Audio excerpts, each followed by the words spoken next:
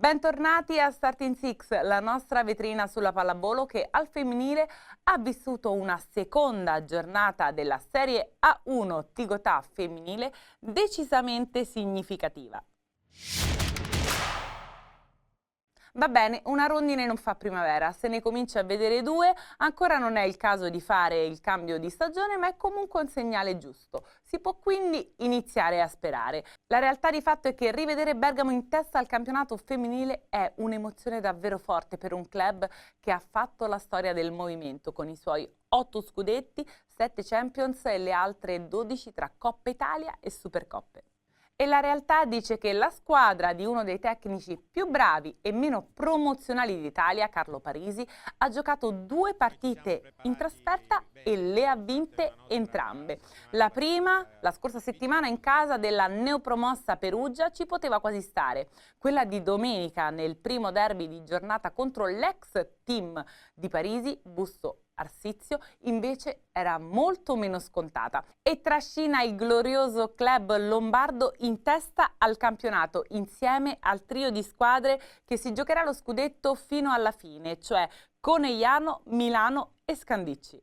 Saranno sempre solo le prime 2 partite, ma vedere Bergamo vincere con la giovanissima Manfredini top scorer insieme a Piani, Strubbe, Mlenkova e Casemontalvo è un segnale davvero importante per Bergamo e per la Serie A1 femminile, che nell'anticipo del sabato aveva comunque evidenziato la netta superiorità di Milano nei confronti di Roma, dove comunque continua a brillare la Orvosova. Milano, nella quale ha spiccato la grande prova della danesi, migliore realizzatrice della Numia con 14 punti, nulla ha potuto invece la neopromossa Talma Sons contro l'Armata Conegliano.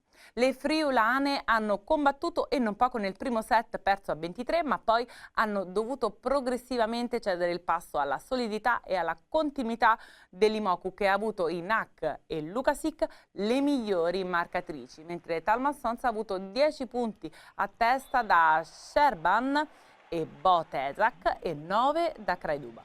Nel primo capitolo dei derby piemontesi, Novara ha superato i suoi problemi battendo senza grossi patemi Pinerolo con una prestazione di squadra confortante con i 13 punti di Alsmeyer, i 10 di Alexis e i 12 di Ishikawa.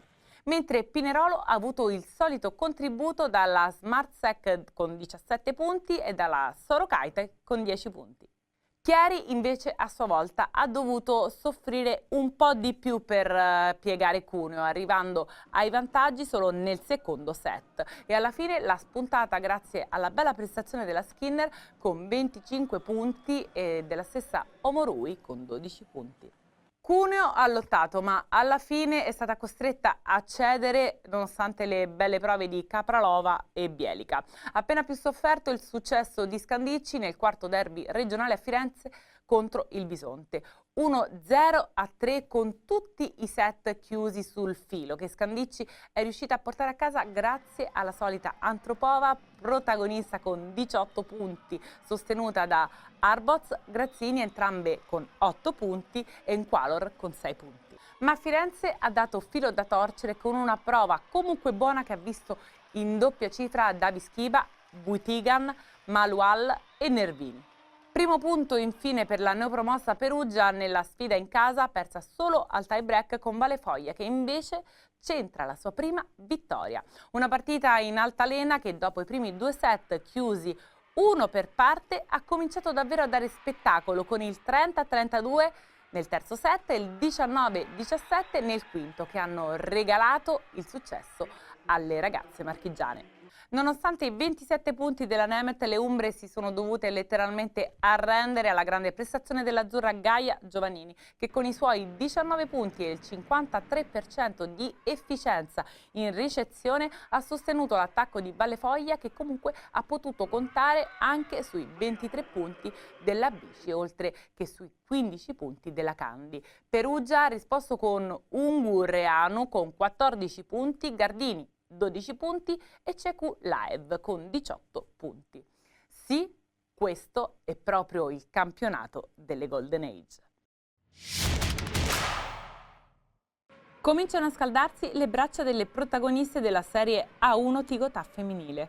Così, mentre spiccano le prestazioni top di giornata con una Super Nemeth con 27 punti tra le marcatrici davanti a Skinner 25, Bici 23 e Giovannini 19. Obossa fantastica a Muro con 4 punti davanti a Botezak e Manfredini con 3 punti, Beitezet e Capralova con 2 e infine candida applausi tra le muratrici con 5 punti come Squarcini e Graziani. Davanti a Strubbe e Cekulaev le graduatorie generali cominciano così a prendere gerarchie molto più precise. Tra le top scorers guida sempre la Ortosova di Roma con 46 punti su Skinner di Chieri a 42, Nemeth del Perugia a 41 punti, Smarket Pinerolo con 39 punti e Giovannini del Valle Foglia con 37 punti. In battuta invece spicca la Giovannini con 7 sulla coppia di Novara Obosso e Alsmeyer con 5 punti, Herboz Scandicci e Manfredini Bergamo con 4 punti. Infine tra le muratrici guida sempre la Butican di Firenze con 10 muri, su Kocic di Talmasson con 7 muri, poi Kvalor di Scandicci e Candi Valefoglia con 6 muri e Graziani ancora di Scandicci con 5 muri. La Federazione Italiana Pallavolo ha indetto la Supercoppa Italiana Femminile e Maschile 2024 di Sitting Volley. La manifestazione, organizzata in collaborazione con il Comitato Regionale FIPAV Umbria, la SD Volley 86, il Comune di Assisi e giunta alla terza edizione, si svolgerà sabato 16 novembre presso la palestra Istituto Comprensivo Assisi 3 di Petrignano d'Assisi, in provincia di Perugia. A differenza degli anni passati, l'evento si svolgerà dunque in un'unica giornata e presso la stessa sede. L'evento, come noto, è riservato alle società sportive vincitrici del Campionato Italiano 2024 e della Coppa Italia 2023. Le campionesse d'Italia della Cedacri, Gioco Parma, VC Cesena affronteranno infatti le rivali del Dream Volley Pisa, mentre Nola Città dei Gigli, club che a giugno scorso ha conquistato il 5° titolo nazionale, se la vedrà invece contro Scuola di Pallavolo Fermana, formazione giunta al 2° posto nella Coppa Italia alle spalle proprio della compagine campana. Le squadre devono essere composte da un minimo di 2 atleti disabili o in alternativa un atleta disabile e un atleta minimo disabile sempre in campo e massimo 4 atleti normodotati. In relazione a quanto stabilito dalla legge nazionale e dalle relative leggi regionali ove esistenti, si precisa che tutti gli atleti tesserati e partecipanti all'attività agonistica del sitting volley devono essere in possesso del certificato medico di idoneità agonistica rilasciato dalle competenti strutture autorizzate. Il certificato deve essere depositato presso la società in cui l'atleta svolge la propria attività a disposizione per ogni necessità. Gli atleti normodotati che parteciperanno al campionato devono essere atleti che hanno partecipato a campionati di categoria non superiore alla Serie C regionale. Calendario: Supercoppa femminile alle ore 17, Cedacri Gioco Parma, VC Cesena contro Dream Volley Pisa. Supercoppa maschile a seguire, Nola Città dei Gigli, Scuola di Pallavolo Fermana.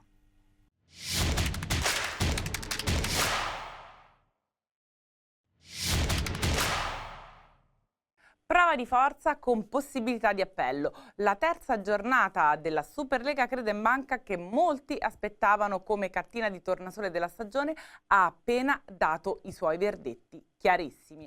Anche se non è tutto come sembra, nel senso che i 3 punti che consentono a Trento e a Piacenza di stare davanti a tutti non sono arrivati per grazia ricevuta, ma dopo aver lottato palla su palla.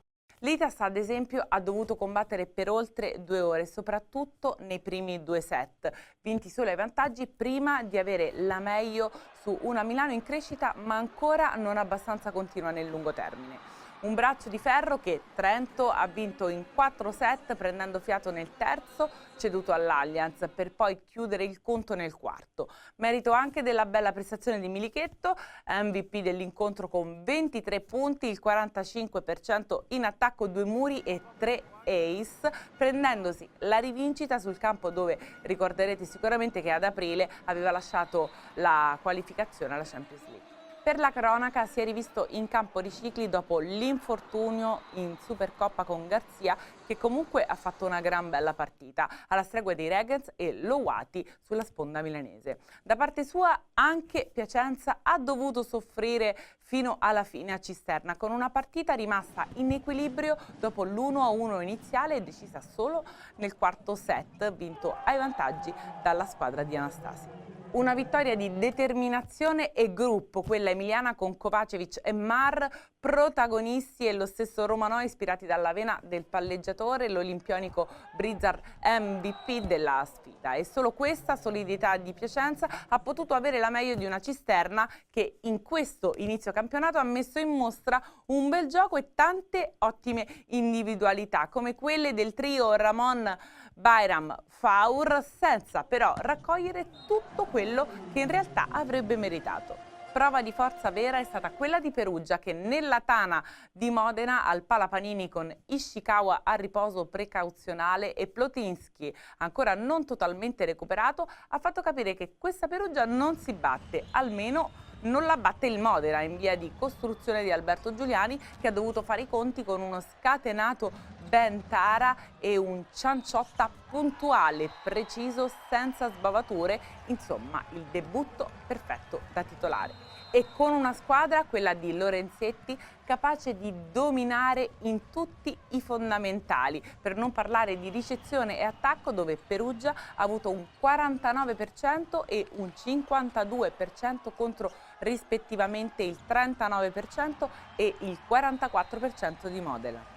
Netta l'affermazione di Civitanova su Monza nell'altra partita di cartello della giornata, con la Lube brava ad avere una costanza di gioco, capace di avere la meglio su una Monza ancora lontana parente di quella vista lo scorso anno, ma che ha lottato per come ha potuto, nonostante le evidenti difficoltà di amalgama di un gruppo completamente ricostruito e ancora vittima di tante assenze dove spicca senz'altro quella di Zaisev. Civitanova da parte sua ha macinato gioco e punti con la Comizza, Bottolo e Lopkli, mettendo in mostra una crescita confortante per un gruppo che ha vissuto alla stregua di Monza dei profondissimi cambiamenti. Primo successo di Padova, che è passata a Taranto in 4 set dopo l'avvio che aveva fatto ben sperare la squadra di Boninfante. I veneti però, dopo il punto strappato a Perugia, hanno saputo reagire e piazzato un 1-2 ai vantaggi negli altri 2 parziali. Ha chiuso senza grossi patemi nel quarto, sfruttando la grande prestazione di Sedlacek, sostenuto da Masulovic e Porro. A Taranto non sono state sufficienti le buone prestazioni di Gironi e Lanza per bissare l'impresa della prima giornata con Milano. Secondo successo di fila infine per Verona, capace di vincere sul campo di una Grottazzolina impossibilitata a ripetere le belle prestazioni di questo avvio di Superlega a causa della sfortuna. Dopo aver perso Fedrizzi nel riscaldamento già a Modena, la squadra marchigiana infatti non ha potuto schierare nemmeno Petkovic e quindi è stata costretta ad arrendersi allo strapotere di Verona, con il suo solito Keita e Zavoronov in evidenza. Grottazzolina ha risposto con Kanciger e Demianenko, comunque troppo poco per arginare i veneti di Stoicev. Sorpasso in testa alla classifica dei marcatori. Il momento negativo di Monza si ripercuote infatti anche sul leader delle prime 2 giornate, Schwarz, che con soli 10 punti realizzati a Civitanova si ferma a 55 punti e si vede superato dal fenomeno di Trento Alessandro Micheletto e dallo stesso Ramon di Cisterna, capaci di arrivare rispettivamente a 58 e a 56, mentre scala anche l'altro bomber di Cisterna, Faur, ora in quarta posizione con 53 punti. Risale invece alla grande l'opposto di Verona, Keita, che pur avendo saltato la prima giornata conquista la quinta piazza con 50 punti e il miglior rapporto punti set giocati, 6,25. Nella classifica degli Ace continua invece a comandare Yuri Romanò, opposto di Piacenza, con 9 ace, davanti a Micheletto che fa un bel balzo in avanti insieme a Zavoronok di Verona, entrambi a 6. Al quarto posto ben 6 atleti con 5 ace, e cioè Lanza, Regers, Rorz, Schwarz, Abev e Plak. Stesso leader anche nelle ricezioni perfette con Ramon di Cisterna, arrivato a 24, che tiene distanza a Semeniuk, Bottolo, Lavia e Rinaldi. Nei muri comanda ancora Di Martino con 9 muri in 3 partite sul compagno di squadra Beretta, che guida un gruppo a pari merito con 8 muri. Di punti ne ha sempre fatti tanti, ovunque abbia giocato, e a occhio continua a farne. Contro Taranto è stato proprio Marko Sedlacek, 28 anni, schiacciatore croato della Sonepar Padova, a fare la differenza con i suoi 21 punti e il 62% in attacco. Un martello vecchio stampo di 202 cm, ancora giovane ma con una carriera già molto importante alle spalle.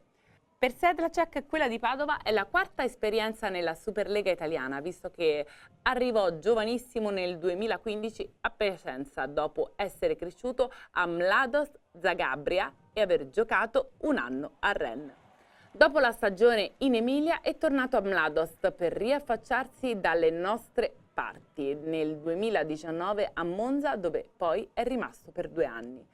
Nel 2021 infatti è passato a Galatasaray per poi tornare in Italia alla Top Volley Cisterna e infine vestire la maglia del prestigioso club polacco della Jastrzębski Węgiel, vincitore della massima divisione del campionato polacco, nonché finalista in Champions League, dove si è arreso solo in finale all'Itas Trentino. Appuntamento a venerdì prossimo, sempre qui su Starting Six, per parlare insieme della quarta giornata di Superlega, che presenta in programma anche il derby lombardo tra Monza e Milano, oltre che Trento, Modena e Verona, Civitanova, tutte da seguire. Alla prossima!